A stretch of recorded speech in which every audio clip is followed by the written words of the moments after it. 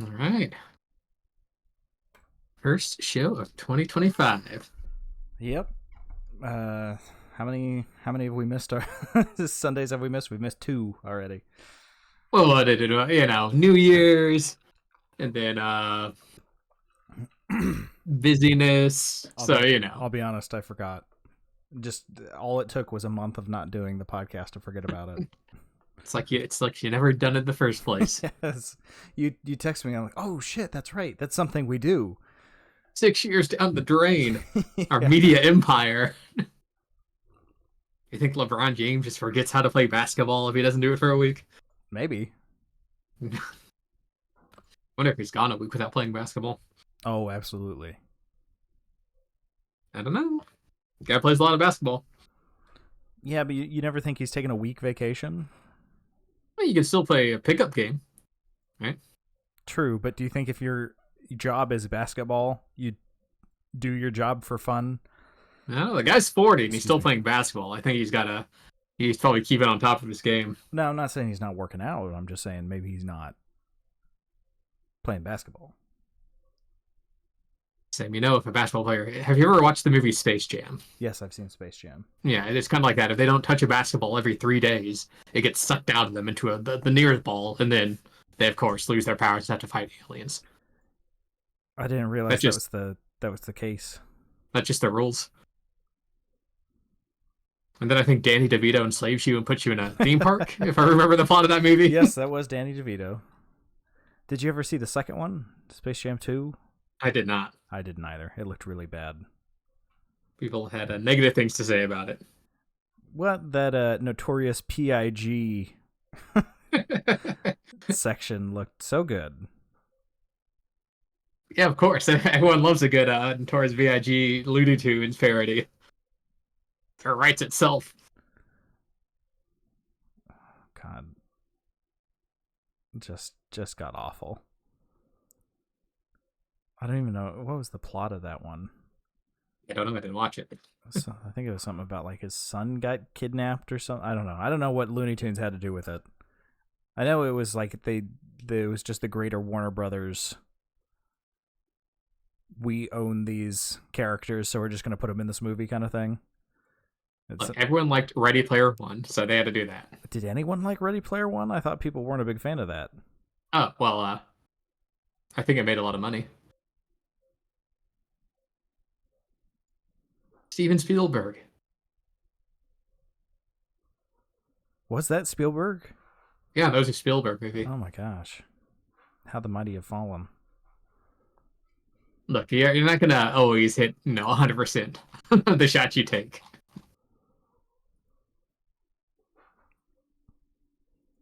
I think he's more consistent than inconsistent. Yeah. You know what? He did West Side Story and The Fablemans after that, so there were people liked both of those. I didn't realize he did West Side Story. Well, the newest one. What do you mean newest one? The one I guess it was released like 3 years ago. Oh, But they did that. They did it. I was thinking of the one from a long time ago. no, he did one recently. Okay.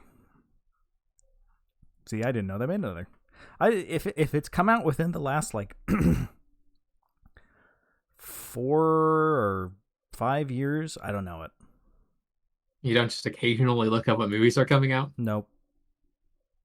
I don't think I've been to the movie theater since I left college. Wow.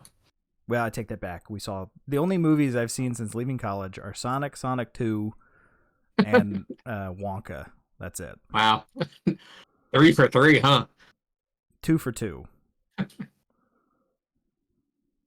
last one I watched was Nosferatu, so I guess that was about a month ago. Oh yeah, I heard that was pretty Good movie. good. That was Yeah, I enjoyed it. Eggers, right? Yeah, he's fantastic. Yeah. Certainly not maybe not a fun for the whole family kind of movie, but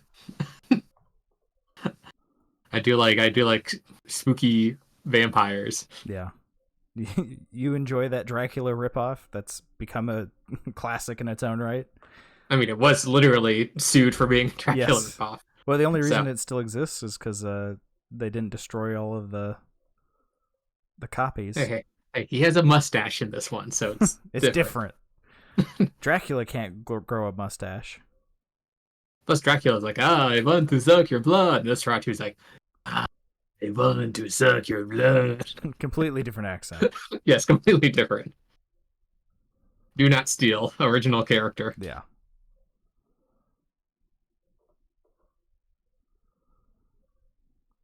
Oh, nice. You ready to? Sorry, that Nosferatu voice. Screw you up. Yeah, you're Drink some recovering water. from being sick. Have a little sipper. Oh, I got a little water here. No, you want to jump into the year in review? Yeah. I mean, it's not gonna take super long, but welcome back everyone to the Audio Shop podcast.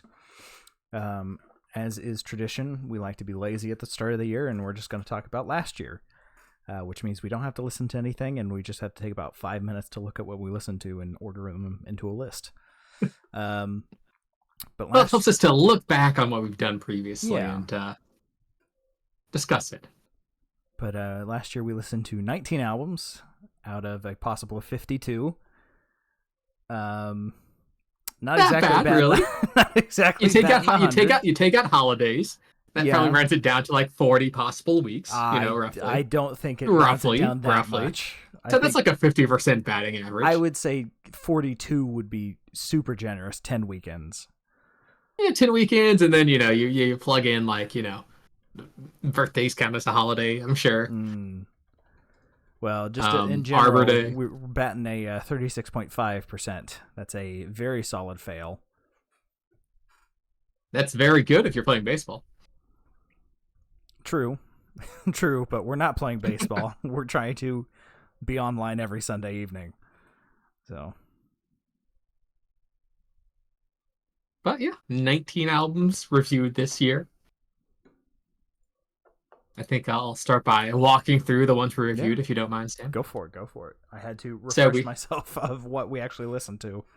Oh, yeah, so we listened to a year ago. So the first one we listened to was Emails I Can't Send Forward by Sabrina Carpenter. And then Hot Chocolate by Hot Chocolate.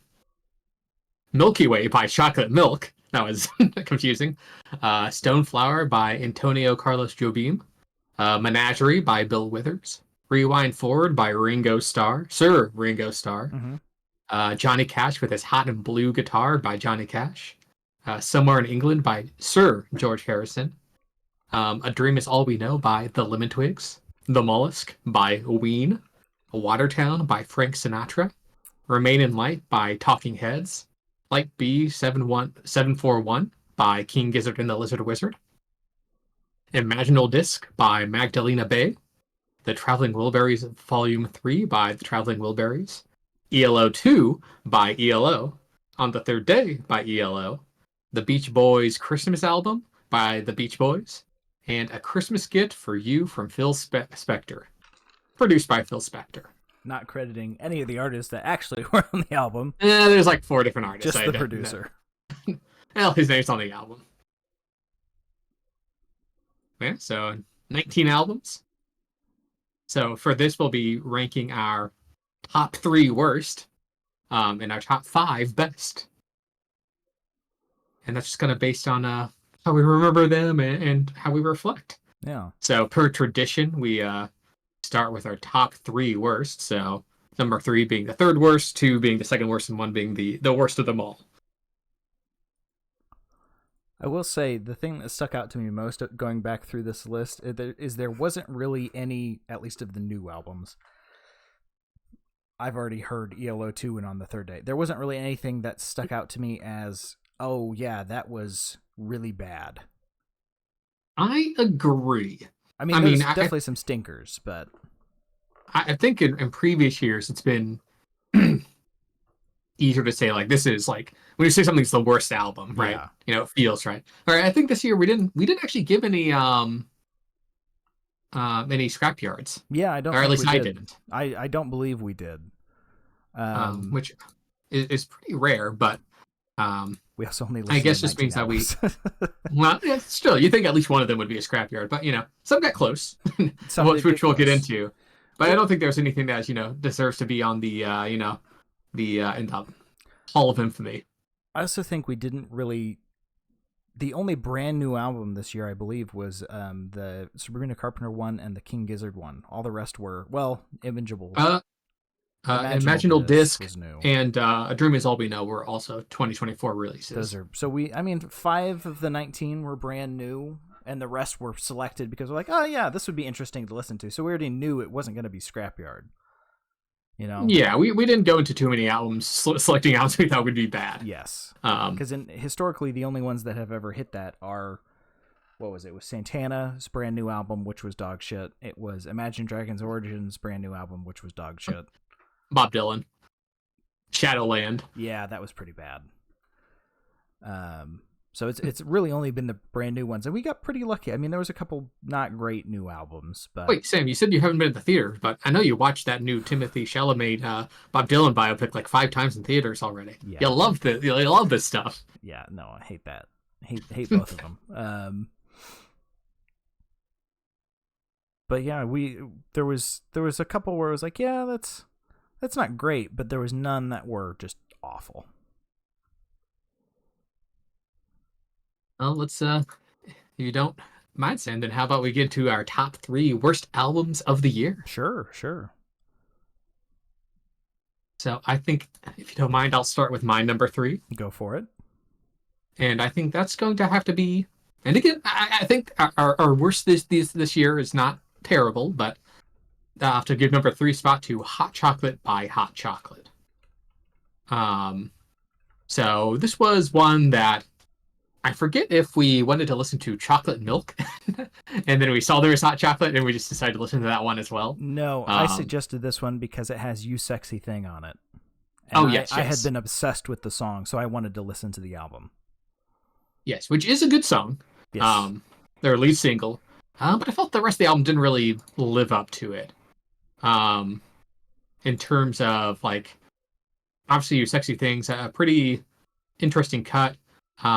But a lot of it was like kind of a sparse R&B. There's like some gospel cuts. I mean, I appreciate an album that kind of, genre hops, but I feel like it didn't quite land for Hot Chocolate. I also think we went into it expecting You Sexy Thing, the album, and it was not that. It was the standout. Oops, sorry about that. People, I have my email open. Let me close that. There was a little flute pop there. But yeah, it's. I can see where you're coming from. That was a little jarring. Listing, which I don't mind going to an album being surprised by it. Yes. But this was not they're really good at these other genres. More like, okay, maybe there's a reason why they're predominantly a funk band. Yes. And this album kind of goes off into other directions I don't think they excelled at. I thought this was going to be a funk album, and it was not a funk album. And they're not very good at not funk. Oh, again, I gave it a fixer-upper. So, it wasn't horrible, but by no means was wasn't good. So what was your number 3, Sam? My number 3 was Emails I Can't Send Forward by Sabrina Carpenter. It was just, I'm not a fan of her voice, and the whole album was focused on her voice, and the instrumentals were not great. So that was, I know I'm going to get hate for that, but I'm not a fan of her. Which, hey, it's, if you're not a fan of her voice, then that would make listening to her album a little bit more difficult. Yes. I don't know, it's just, with those pop stars, I feel like a lot of the modern female pop stars anyway is more of a cult of personality rather than the performance. You know what I mean? It's the cultivation of the brand rather than actually the content of the. I mean, to be fair, that's been true since Elvis. That's so not exactly Elvis also new, had but good songs. And he also had some stinkers. Oh yeah, you did. We listened to his Christmas album. I haven't forgotten. So yeah, which won't be the last time we talk about Christmas. If Sabrina Carpenter comes out with a blue suede shoes, I'll eat my words. But you gotta have at least something to draw people in. And from what I've heard from her, she doesn't really have that draw. It's a personality thing. I mean, I'm not crazy for her, but I think she's got some good singles. I mean, Espresso is obviously the go-to. Um, but it wasn't my favorite album either. But definitely, if you don't appreciate her voice, then that make it more difficult. Yep. But what about your second least favorite? Yeah, so my second least favorite is a recent listen of ours, and that is the Beach Boys' Christmas album by the Beach Boys. Scanning real quick, I see we have some overlap here. We've just flipped some things. So yes, I agree with that. That was actually my least favorite album of the year. Which I think we're pretty in lockstep as to why. In terms of, I mean, it has Little Saint Nick, which is a great Christmas song, great Beach Boys original. The rest of the album does not live up to that. No. Which is interesting because, I mean, it's basically a half and half album where half the songs are like Beach Boys originals, half are covers, and covers that are orchestral. So orchestrations of the songs with the Beach Boys singing over it. Mm-hmm. And it does not work. No. Like it's not, I would say, terrible enough that it it's like complete throw everything to garbage, right? Little Saint Nick is great. Yes. And the orchestration instrumentation itself is pretty fantastic. But it does not gel together. No. Yeah, I had it as my least favorite just because it was so jarring how bad it was. And that they can, Little Saint Nick's on that album. They can make a Christmas song, but they had the horrible decision of, we want to perform the classics. So it was like, ooh, that's not just, this is at their height, right? They knew what they were doing. Not on that album though. Yeah, and it's, it felt like a waste of their talents. I think is probably the nicest way to put it. Yes. I mean, to be fair, they were really pumping out albums during this period, so I don't think, they were putting that much into it, but no. I think it shows. But it was their decision to do it, unlike my second least favorite album. Yes, and my first least favorite album, Rewind Forward by Sir Ringo Starr. And holy crap. I mean, I think the only thing for me that's keeping this from being the worst is knowing that this is probably elder abuse on some level, I gotta think. Or something. I don't know. Because it's just bad. I suspect it's probably in the same vein of Santana, of just Ringo jamming out, having a little bit of fun.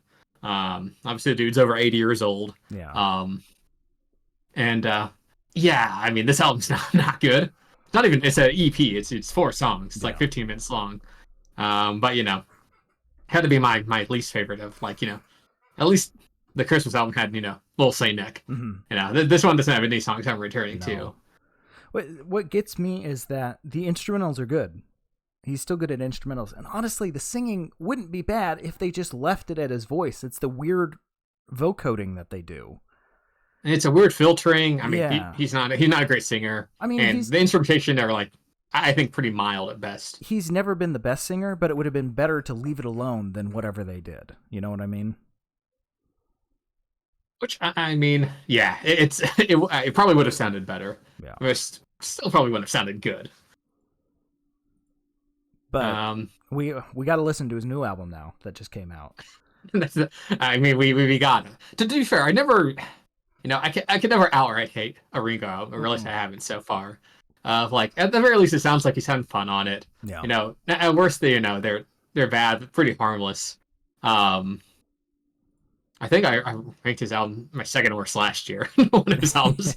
So maybe I still like Ringo music. Yeah, I mean, his songs were never the best. I mean, we got Octopus's Garden. That's about it. I mean, Yellow Submarine. Oh yeah, that's true. I forgot that was his. Everyone likes Yellow Submarine. Yeah. He covers the song "Girls," but yeah, no, this is not a good album, but still not a scrapyard. No. Enough to claw its way out into just being pretty bad as opposed to terrible. Yeah, it was just above scrapyard, and the instrumental really saved it there, because that was quite good. Yeah, so it's not actively insulting like some of the covers that we've reviewed. So if someone threw this on in the background, I wouldn't instantly want to leave the room. So I'd just be like, "Really? You're listening to this?" I'd be surprised, but you really like Ringo or something? What's going on here? It's like that damn Family Guy clip where Ringo shows up in the the window. Have you seen that one? The window? Yeah. The girls there's like a sleepover of girls talking about who their favorite Beatle is, and one of them says Ringo, and he pops up in the window and says, "Did you say I was your favorite?" So can't hate the guy, but it's not a good album. Yeah. Well, that's the worst of the year. So why don't we move on to the best of the year? Yeah, not that we got all the negative out of the way. Let's go into our top 5 best albums of the year. And Sam, I started with the worst, so I guess you can start with the best. Yeah, I put number 5 as Johnny Cash with his Hot and Blue Guitar. Ooh, okay. Because I like me some Johnny Cash. And it fit there. Because I know I pushed for Sinatra too, but Watertown, I wasn't too impressed by Watertown. But you were a little more impressed by his blue guitar. Yeah. I think the average Johnny Cash song's better than the average Sinatra song, if that makes sense. Ooh, bold claim. Because Sinatra's got those big hits, right? And I like those, but his the non-hits, they're okay. But Johnny Cash, just solid all the way through. I'm a sucker for old country. Yeah, I enjoyed it. Didn't make my top 5, but I still, it was definitely an honorable mention. Yeah, it just beat out Flight B741 and Traveling Wilburys Volume 3. So, surprise, or little preview there, neither of those made my list. But, because Traveling Wilburys Volume 3 would have if Runaway was on there, but that's a bonus track that they never released on anything. So all of the Volume 3 stuff is just that's okay. It's not nearly as good when Orbison was in the group, though. Is that because Bob Dylan's percentage of the band thusly increased? Yes. From a fifth to a fourth?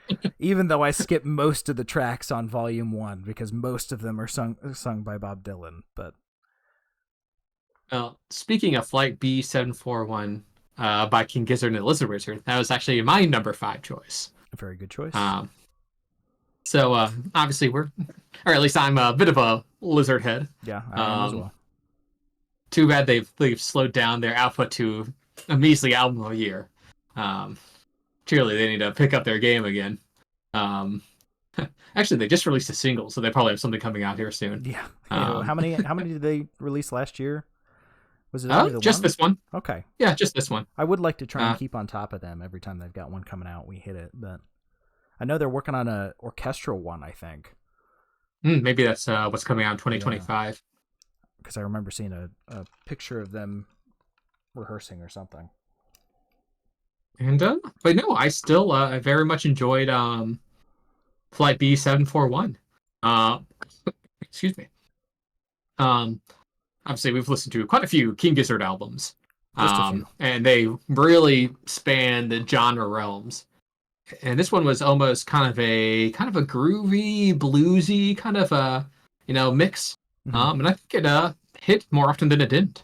Kept a good fun energy, kind of a fun kind of flight / pig themed album. Mm-hmm.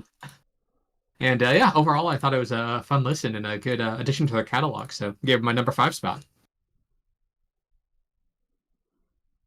That's a good choice. Just from my thought process going through this is, what have I gone back to listen to, or what have I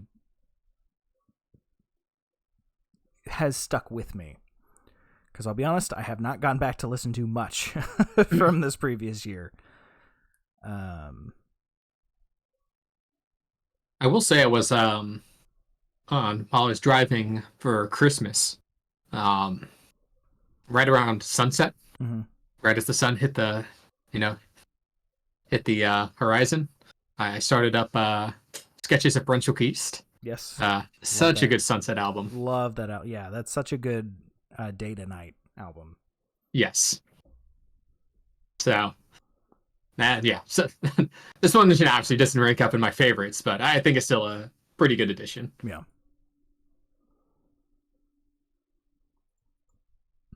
Well, All right, so you got your number 4? Yeah, number 4, I had Milky Way by Chocolate Milk. Ooh, okay.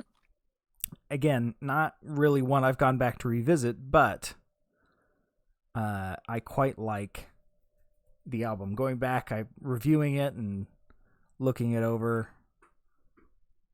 I quite enjoyed it, but I've not come back to listen to it. Which happened, it happens. I mean, you can enjoy an album and rank it highly, not revisit it often. Yeah.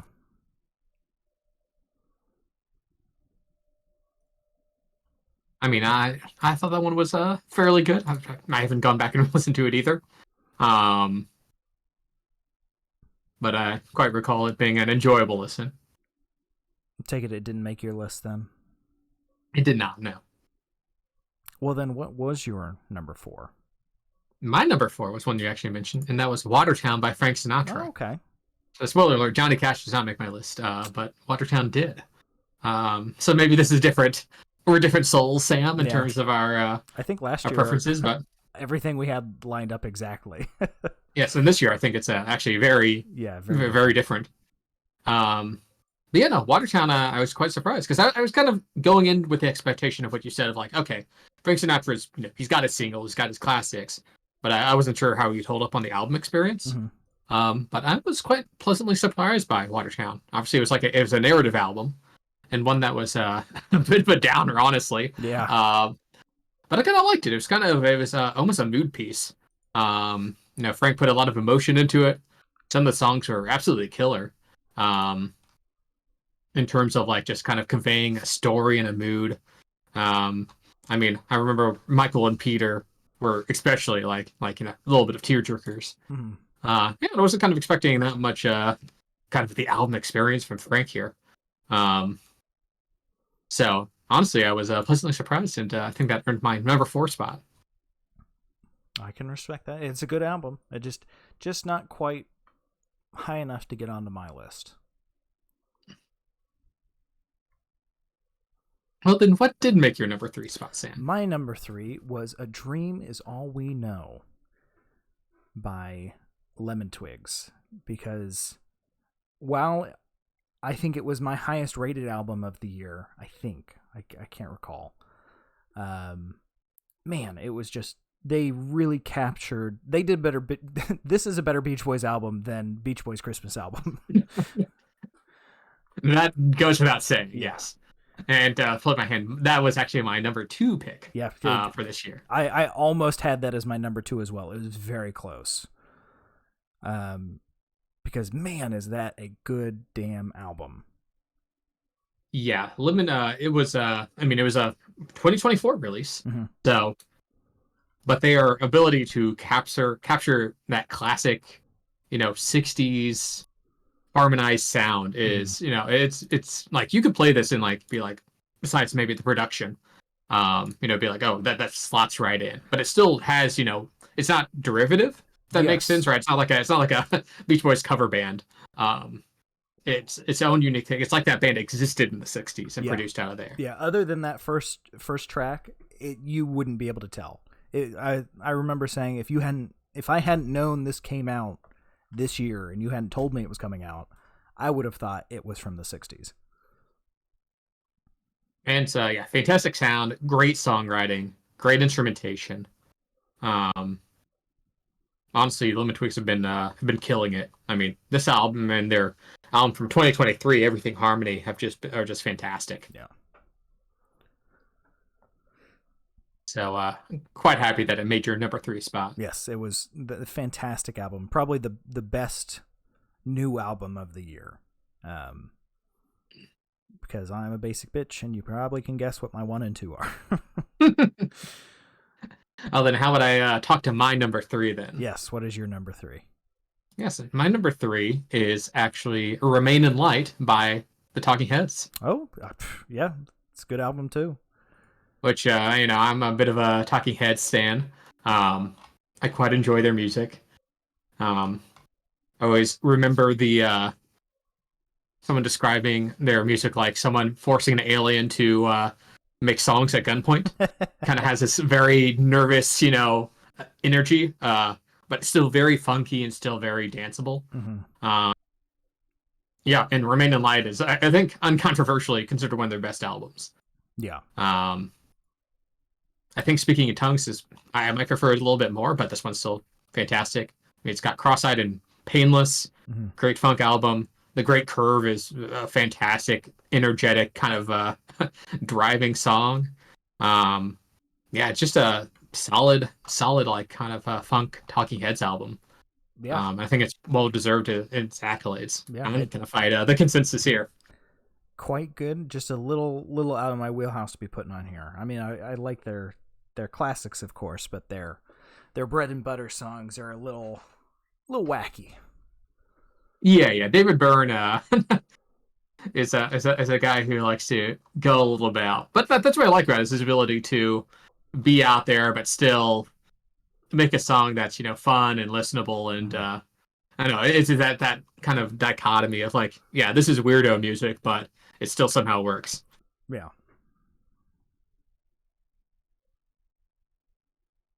Well, I can say my number 2 then, since we already heard your number 2 as well. Oh yeah, no, go for it. My number 2 is ELO 2. Oh, appropriate. Yes. I come back to this album very frequently. It's still got that really nice, crunchy early ELO sound. And it's not got a whole lot of singing. I mean, it does have singing, but I don't know. It's not intrusive enough that you can just kind of have it on in the background while you're focusing on other things. Now it's you're saying it's trance music, it's mood music. Yeah. For side 2, From the Sun to the World and Kayama is just a beautiful way to end an album. Roll Over Beethoven for 8 minutes is a bit much, I will say, but I come back and listen to this all the time, so it had to be number 2. It has a special place in your heart. Yes. Yes. It did not make my list, unfortunately. Shame. I do like some classic ELO, though sometimes it gets a little classic, or I guess maybe a little orchestral. Even though I do appreciate some of the quirky aspects of that. Mm-hmm. Well, why don't you do your number 1 then, since we already talked about your number 2. You can say your number 1 first. All right. Well, I'll have to say that my number 1 is also a 2024 album. Oh. And that is Imaginal Disc by Magdalena Bay. Okay. This I gave a showroom. I know you didn't care for it specifically. Yeah, that was one we differed on quite a bit. Well, I know we differed on this quite a bit, but I have not changed my stance in terms of how much I like this album. I have probably definitely revisited it the most out of all these albums. Wow. Okay. Maybe close to tied with A Dream Is All We Know. Yeah. But Imaginal Disc is just, each listen has just gotten a little bit better. And I already liked it quite much to begin with on the first listen. Yeah. I don't know. I just think in terms of this kind of building, mixture of pop and synth, the instrumentation mixing with the mood of the vocals. Mm-hmm. I just think Magdalena Bay has hit out of the park with this one. And I'm very excited to see where they go forward with which, because I think this is an excellent album experience, how it flows into each other. Some absolute bangers on this. That's My Floor, banger. Love Is Everywhere, banger. Just a great album. I don't know what else to say. I know I didn't know you didn't quite care for it enough for it to make your top five, which is fine. Um, but I think you're into dance music, electronic music, synth kind of throwback music, where that kind of has a lot of elements of almost nostalgic but new age. Definitely worth a listen. Well, I mean, to each their own. It wasn't for me, but everybody's got different tastes. That's fair. Which, hey, I can recognize, not everyone's going to instantly recognize the brilliance of this. Galileo was put on trial famously for discovering that the Okay. Earth revolved around the sun. So, Okay. some things take time. I know I'm one for extreme takes, but that's quite extreme. And I'm sure you're about to surprise me with your number one take. Yeah, who would have thought my number one pick was "On the Third Day" by ELO? Whoo, real original. But this is one of my favorite ELO albums, so it had to be. New World Rising, Ocean Breakup, Showdown, Daybreak. Honestly, my two favorites are Daybreaker and In the Hall of the Mountain King. Really, in the whole amount. Well, I love that. good Yeah, album. I love their version of it. It's so good. It is just completely out of left field. It doesn't make sense, but it's great. So it has to be my number one. And Daybreaker is a fantastic, just synthy orchestral piece. It's just really good. I really love that album. You do like your ELO. I do. I'm so original. Which it's a great album too. Yeah. So I don't think anyone's gonna bat an eye saying that's your favorite listen of this year. No. I was kind of hoping you'd break out the mollusk. No. No. It was okay. A little too nautical. Yeah. Was Waving My Dick in the Wind on that one? Yeah, I think so. I know you've had that on repeat this entire year. I did play that for my partner, and they had me shut it off rather quickly. So, boo. But yeah, that's all we got for the year in review. Here's to a fresh. And I guess 2024 was the year of our 5-year anniversary. We didn't put it on here, of course, the re-review of the Now, but definitely go check that out if you haven't seen it. I spent way too much money making that happen. It was my little artsy project of the year, and now we've got those commemorative vinyls. Both of us have. So, that was excellent. I think you did an excellent job with it, and here's to another year of Audio Shop. Yeah. Well, unless you got anything else, Cooper, roll on over to the spare tire or just whatever we've been listening to. Yeah. In the past, God, what's it been? A month and a half? Just about a month. Yeah, I've had some time to listen to some albums, especially with my long car drives for Christmas. Yes. I listened to SZA's new SOS Deluxe album, Lana. 2-hour album, quite lengthy. Oh my. And I thought it was pretty good. Maybe not, 2 hours of good, but it was still pretty great. I listened to some classics while I was driving. For the first time, I listened through Marvin Gaye's "What's Going On," okay, which is an excellent album. Obviously, I know it's touted as one of the best of all time, and I'm not going to add anything else besides that. I really enjoyed it. I also listened through Nirvana's "Nevermind" for the first time. And also, again, not going to add anything new here. Great album. Holds up really well, surprisingly, for, what, it came out in like 92, I think? For sounds right. Being over 30 years old. Yeah. Still has that kick to it. Sometimes you go back and listen to like a great album from the past and it doesn't quite hold up, and I thought it did here. Also just listened through Mezzanine by the band Massive Attack, which I thought was actually fantastic as well. I was just kind of a random listen there, and it was kind of this like whole trip hop album. And then maybe one that you're slightly more familiar with his the Beach Boys' album Sunflower. I never Okay. listened through. It's one of their, I guess, later because there's 1970. Mm-hmm. Still had the good melodies. Maybe not my favorite of theirs of all time, but Yeah. I thought some interesting songs on it. So yeah, no, it was a good album. What about you, Sam? What have you been listening to? Honestly, I've not been listening to much music. Not for a whole month. I've been catching up on podcasts and catching up on mainly just podcasts. Because since I live with my partner now, I'm driving a lot less, and that was when I would do my podcasts. So I listened to a bunch of Christmas albums, of course, for basically all of December. And then I revisited Armchair Theater again and Venus and Mars by Wings. And that's really been about it. Well, Christmas time is a nice time to revisit old favorites. Yeah, I've just not been in a music-y mood. I've been in a comedy mood, so I've been listening to my comedy podcasts. So need to get back into the music of things. I've also not been at my desk at work very much, which is usually when I also chug through music and that kind of stuff. So That's fair. I mean, I know you've been listening to your old vaudeville tapes.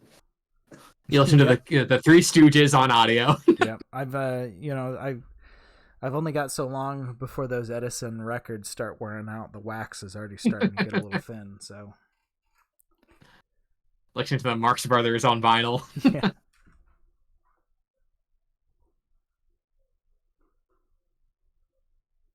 Well, nice. Well, I think that about does it.